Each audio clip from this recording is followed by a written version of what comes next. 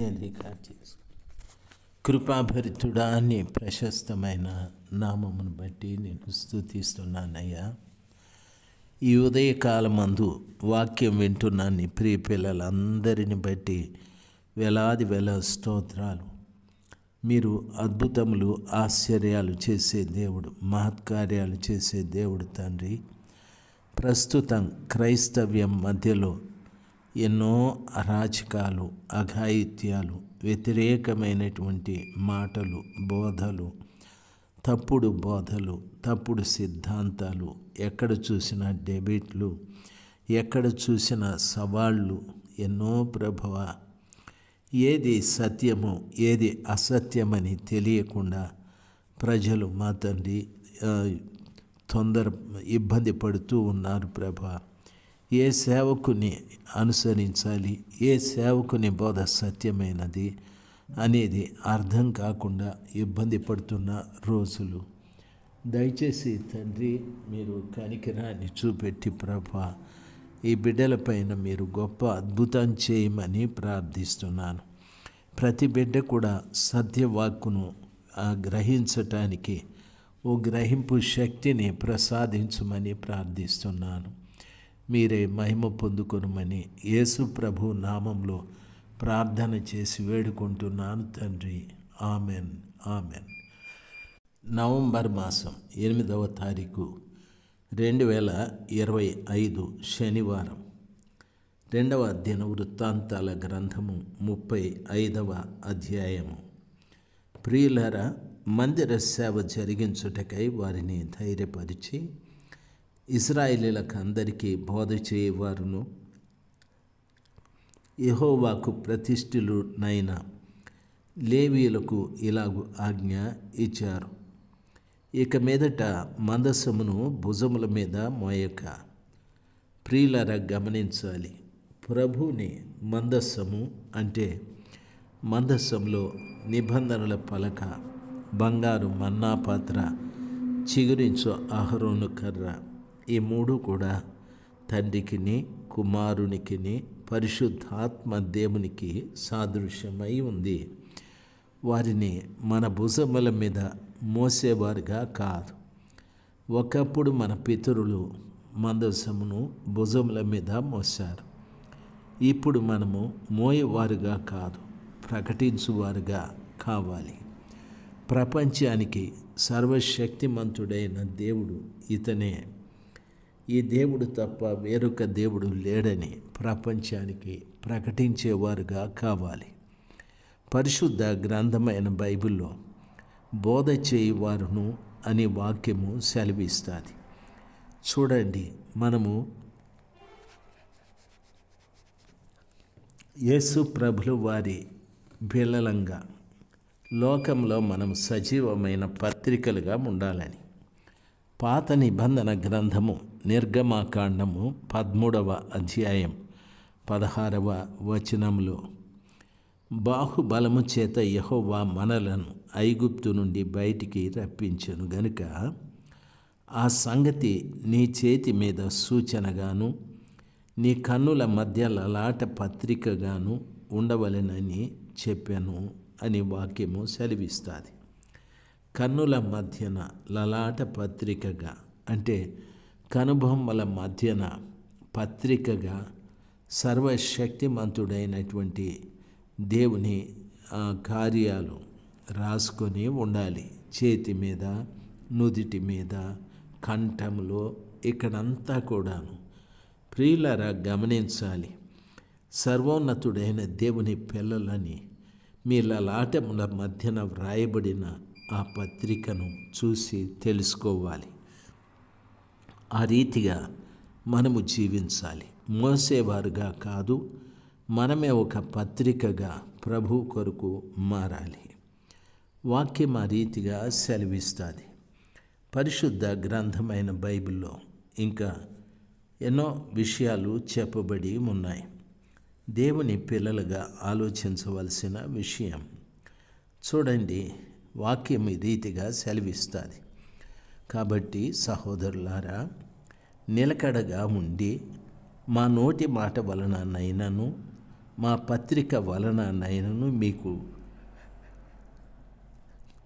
బోధించబడిన విధులను చేపట్టుడి అని అంటాడు. దేవుని వాక్యం ఆ రీతిగా సెలవిస్తుంది. ఆ దినమున పత్రికలతో ప్రజలకు వివరాలు తెలియబరిచేవారు. దేవుని వాక్యం సెలవిస్తుంది.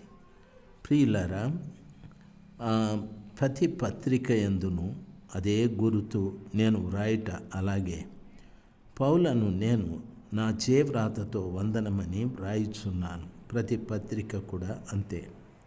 ప్రియులారా, బాగా వినాలి. దేవుని వాక్యం సెలవిస్తుంది. దేవుని వాక్యంలో చెప్పబడిన రీతిగా మనం అందరం కూడా సర్వశక్తిమంతుడైన దేవుని పత్రికలుగా లోకంలో కనిపించాలి. మనల్ని చదువుకోవాలి. ప్రభు పేరట మనము ఆయన పత్రికలుగా లోకానికి కనిపించే బిడ్డలుగా ఉండాలి. దేవుని వాక్యము ఆ రీతిగా సెలవిస్తుంది. చూడండి, సర్వశక్తిమంతుడైన దేవుడు మనకు ఇచ్చిన ఆలోచనలు. ఇజ్రాయేలీల రాజైనటువంటి దావీదు గారు రాసిన క్రమము, ఆయన కుమారుడైన సొలొమోను వ్రాసి ఇచ్చిన క్రమము చొప్పున పితరుల ఇండ్లకు ఏర్పాటైన వరుసలను బట్టి మిమ్మను సిద్ధపరచుకొనుడి అని అంటాడు.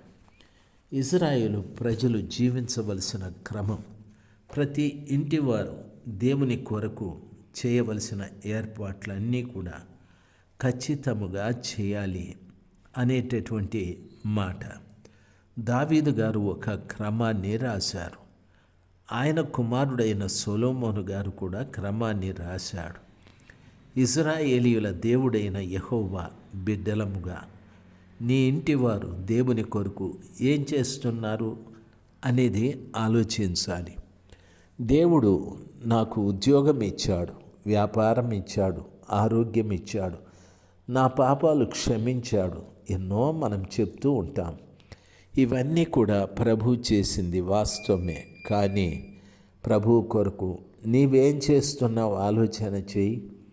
ప్రభు కొరకు ఏమీ చేయని జీవితం మంది వ్యర్థమే కదా. ప్రతి ఇంటి వారు కూడా ప్రభు కొరకు నేను ఏదో చెయ్యాలని, చాలామంది బిడ్డలు వారి సొంత స్థలాలు దేవుని కొరకిస్తారు, సొంత గృహాలు దేవుని కొరకు ఇస్తారు, సొంత డబ్బు దేవుని కొరకు ఇస్తారు. లక్షలు లక్షల రూపాయలు దేవుని కొరకు దానంగా సహాయం చేస్తారు. ఎందుకంటే ప్రభు మాకు చేసినటువంటి మేళ్లకు ప్రతిగా నేను కూడా దేవునికి చెయ్యాలి అనేటటువంటి గొప్ప పట్టుదల. ఆ క్రమాన్ని వాళ్ళు పాటిస్తూ ఉన్నారు. ప్రియులారా, క్రమము అనేది చాలా ప్రాముఖ్యమైంది.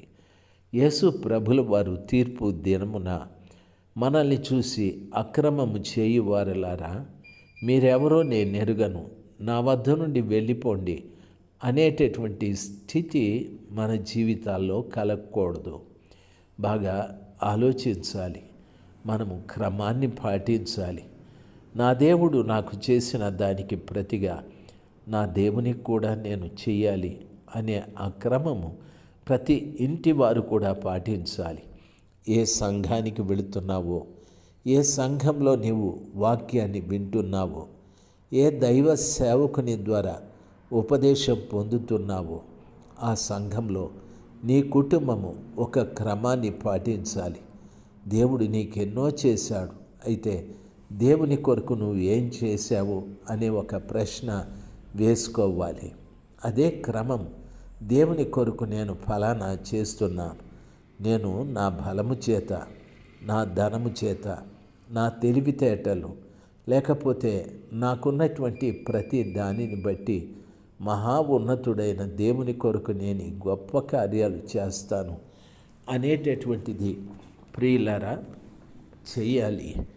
ఆ రీతిగా చేసి దేవునికి మహిమ తెచ్చే బిడ్డలుగా ఉండాలి. మీ పితరుల కుటుంబముల వరుసలను బట్టి జనులైన మీ సహోదరుల కొరకు సేవ చేయుడి అని వాక్యము సెలవిస్తుంది. పస్కా పశువును వధించి మిమ్మును ప్రతిష్ఠించుకొని మోషే ద్వారా యెహోవా ఇచ్చిన ఆజ్ఞలను అనుసరించి దానిని మా సహోదరుల కొరకు సిద్ధపరచుడి అని రాయబడి ఉంది. పస్కా అనేటటువంటి పశువుని వధించి దాని ద్వారా మనల్ని మనము దేవునికి ప్రతిష్ఠించుకోవాలి. మన పితరుల కాలంలో పస్కా పశువు అయితే మనకు పరమ పస్కా పశువు యేసు ప్రభుల వారు. ఆయన మన కొరకు ప్రతిష్ఠించబడ్డాడు. పస్కా పశువుగా బలి అయ్యాడు. ఆ రీతిగా ప్రభు మన కొరకు పస్కా పశువుగా బలి అయ్యాడు కాబట్టి మనము ఆయన కొరకు ప్రతిష్ఠించుకోనాలి. మోషే ఇచ్చిన ఆజ్ఞల ప్రకారముగా అనుసరించి నడుచుకోవాలి. ఇప్పుడు మోషే ఇచ్చిన ఆజ్ఞలు కాదు, కానీ యేసు ప్రభుల వారు మనకు చెప్పిన ఆజ్ఞల్ని ఖచ్చితంగా పాటించాలి. పరమ మోషే అయిన యేసు ప్రభుల వారి ప్రతి ఆజ్ఞని మనము పాటించాలి. ఆయన నామమునకు మహిమ కలుగు రీతిగా మనము జీవించాలి. ప్రియులారా, జనులందరికీ పస్కా పశువులను ఇచ్చాడు. దయచేసి గమనించాలి. రాజు దరిదాపు 30,000 గొర్రె పిల్లలను, మేక పిల్లలను, 3,000 కోడెలను అక్కడనున్న జనులకు అందరికీ పస్కా పశువులుగా ఇచ్చాడు. ప్రతి వారు కూడా వారి ఇంటి తరఫున పస్కా పశువుని బలి ఇవ్వాలి. ఆ రీతిగా ఇచ్చి తమ్మును తాము ఆ దేవునికి ప్రతిష్ఠించుకోవాలి. ప్రియులారా, దేవుని పిల్లలుగా మనము ఆలోచించవలసిన విషయం. దేవుని కృప మీకు తోడుగా ఉండని 7వ వచనము పూర్తయిపోయాది. Amen, amen.